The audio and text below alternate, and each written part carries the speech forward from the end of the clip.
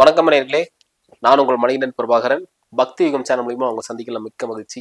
இன்னைக்கு சீஃப் கெஸ்டா யார் வந்திருக்காங்க பார்த்தீங்கன்னா, ஆஸ்ட்ரோ ரேகா மேம் வந்திருக்காங்க. ஃபர்ஸ்ட் ஆஃப் ஆல் அவங்களை வெல்கம் பண்ணிடலாம். வணக்கம் மேம். வணக்கம் மணிகண்டன். எப்படி இருக்கீங்க? நல்லா இருக்கு. ஸோ கடந்த வீடியோ பார்த்தீங்கன்னா அந்த 7.5 சனி பற்றில பேசியிருந்தோம். ஸோ அந்த வகையில் நீங்கள் பார்க்கக்கூடியது என்ன கண்டென்ட்னு பார்த்தீங்கன்னா, மகாதன யோகம். ஸோ நிறைய பேர் கேட்டிருந்த விஷயம் தான். மகாதன யோகம் என்னோட ஜாதகத்தில் இருக்கிற கொஞ்சம் பார்த்து சொல்லுங்க.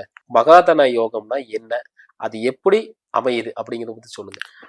மகாதன யோகம்ன்றது ஒரு ஒரு ஒன்றும் இல்லை, ஒரு 2வது வீட்டுக்கு அதிபதியும் 9வது வீட்டுக்கு அதிபதியும் 11வது வீட்டுக்கு அதிபதியும் கனெக்ட் ஆகுறது தான். 2, 9, 11. ஆமா. இந்த 2வது ஏன்னா உங்களுடைய சேவிங்ஸ் இவ்வளவு நீங்க பண்றீங்கன்றது, உங்களுடைய ப்ராஃபிட் வந்து 11வது வீடு. இது 2த்துக்கும் வாங்கி தரது பாக்கியாதிபதி 9வது வீடு. இந்த 3 பேரும் வந்து ஏதோ ஒரு விதத்துல வந்துட்டு கனெக்ட் ஆயிட்டோம். இந்த 3 பேர்ல வந்து யாரோ ஒருத்தர் ஆட்சி உச்சம் ஆயிட்டு இருந்து இது 3 பேரோட குருவோட கனெக்ஷன் ஆயிட்டு இருக்கும்போது கண்டிப்பா அந்த யோகம் வந்து அவங்களுக்கு ஆக்டிவேட் ஆகும். இந்த மகாதன யோகம் வந்து ஆக்டிவேட் ஆகுறதுக்கு கண்டிப்பாக அதோட தசா வந்து அவங்களுக்கு சப்போர்ட் பண்ணணும்.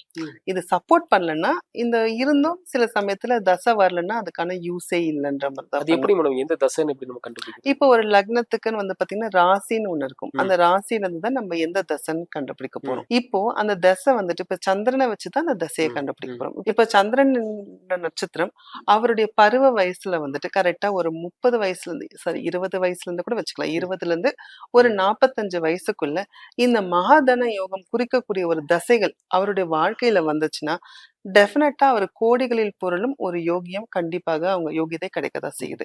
ஏன்னா வந்து அந்த வயசுல வந்துட்டு அந்த பாக்கியத்தை பெற்றுத்தர 9வது வீட்டுக்கு இதுல வந்து 9வது வீடு வந்து பாக்கியாதிபதி.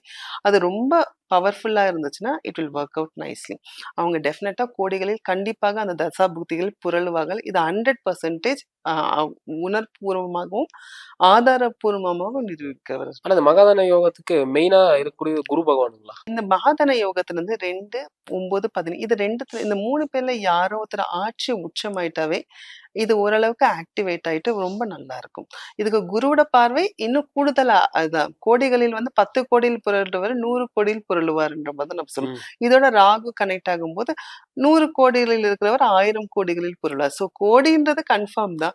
அது எவ்வளவு விகிதாசாரம் தான் குருவும் நம்ம ராகுலாம் எடுத்துக்கலாம். இந்த விகிதாசாரத்தை தான் நம்ம மாத்துறதா ராகுவன் குருவோட விஷயத்துல இருக்கு. இந்த பாக்கியாதிபதி உங்களுக்கு வந்துட்டு அந்த கர்மத்தை எடுத்து கொடுக்குற அளவுக்கு பாக்கியத்தை கொடுத்துறாரு. அதாவது 2வது வீட்டுக்கு அதிபதியும் பாக்கியாதிபதியும் நல்லா இருந்தாவே யோகம் வந்து ஆக்டிவேட் ஆயிடுவாங்க. அதை நம்ம பேக்ல இருந்து எடுத்துட்டு வந்துடலாம். அது தவறான புரிதல். ஒரு ஒரு இன்வெஸ்ட்மெண்ட் ஒரு பண்றாங்க, அந்த இன்வெஸ்ட்மெண்ட்ல ப்ராஃபிட் வருது. ஒரு ஒரு நல்ல மூலதனம் ஃபார் எக்ஸாம்பிள் ஒரு நல்ல மகாதன யோகத்துல இருக்காங்க. அந்த ஒரு 9வது வீட்டுக்கு அதிபதி தசை ஒரு ஒரு லக்னத்துல வந்து ஒரு பாக்கியாதிபதி தசையே வந்துட்டு அவரை மேன்மைப்படுத்தும். அந்த மேன்மைப்படுத்துற இடத்துல இந்த 2வது வீட்டுக்கு அதிபதியும் 9வது 2மே என்ன பண சம்பந்தமான விஷயங்கள். சோ ஒரு இன்வெஸ்ட் பண்றதுல கூட ஒரு நல்ல இன்வெஸ்ட்மெண்ட் பண்ணும்போது அது வந்து மல்டிப்ளை ஆகுறது வந்துட்டு இந்த இந்த விஷயத்துல நம்ம பார்க்கலாம். அல்லன்றதெல்லாம் அதெல்லாம் வந்துட்டு பேங்க் வந்து கொடுக்க போறது இல்ல. நீங்க அல்ல எடுத்துட்டு போங்கன்றது. அதுக்கான சரியான மூலதனம், அதற்கான சரியான இன்வெஸ்ட்மெண்ட், அதற்கான சரியான வாய்ப்புகள். ஏன்னா உங்களுக்கு வாய்ப்பு கொடுக்கும்போது அந்த வாய்ப்பை நீங்க யூஸ் பண்றதுக்கான ஒரு புத்திசாலித்தனம் அந்த 9வது வீட்டுக்கு அதிபதி உங்களுக்கு தராரு. இதை வாங்கி தர்றதுக்கு சில சமயத்துல லக்னாதிபதி பவர் இருக்கலாம்.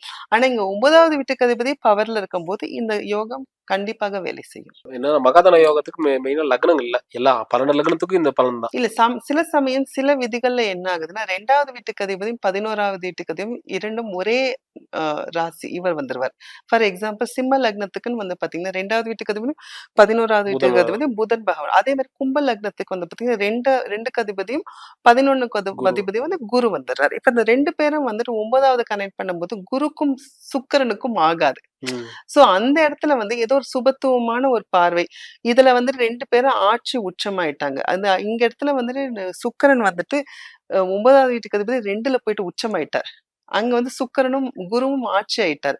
இது டெஃபினட்டா வந்துட்டு ஏன்னா இதுல வந்து 2 வீட்டுக்கு அதிபதியும் ஒரு கிரகமே ஆனதுனால இது டெஃபினட்டா 50% உங்களுக்கு ஒர்க் பண்ணிடும். இது யோகத்தை கண்டிப்பா செய்யும். ஆனா இதுக்கு யோகத்தை பண்றதுக்கு உங்களுக்கு குரு திசையோ இல்ல சுக்கிர திசையோ கண்டிப்பாக வர வேண்டும். இது வரலன்னா அந்த யோகம் அதே மாதிரி இந்த யோகம் வந்து சில பேர் என்ன சொல்றாங்க, இருந்துச்சு எனக்கு கூட யோகம் வந்துச்சு. இந்த யோகம் வந்து ஒரு 20 வயசுக்கு முன்னால வந்துச்சுன்னா அந்த யோகத்துக்கு அர்த்தம் இல்லாம போயிடும். ஏன்னா அந்த 20 வயசுல வந்துட்டு வரும்போது அவங்க படிச்சுட்டு இருப்பாங்க. அந்த மூலதனம் வந்துட்டு அது கோடியில விடுறவங்களுக்கு அந்த மாரி லக் இருக்கு. அந்த பருவ வயசில் வர தசை ரொம்ப இம்பார்ட்டன்ட். அந்த வயசுல இது வந்துச்சுன்னா, டெஃபினட்டா அவங்க கோடிகளில் புரளுவார்கள். ரொம்ப ரொம்ப நன்றிங்க மேடம். அற்புதமா சொன்னீங்க. அடுத்தடுத்த எபிசோட்ல பார்க்கலாங்க மேடம். கண்டிப்பா. நன்றி மணிகண்டன். நேயர்களே, இந்த வீடியோ உங்களுக்கு பிடிச்சிருந்தா மறக்காம லைக் அண்ட் ஷேர் பண்ணுங்க. இதே மாரி இன்னொரு காலம் சந்திக்கும் வரை உங்களிடம் விடைபெறுவது உங்கள் மணிகண்டன் பிரபாகரன். நன்றி, வணக்கம்.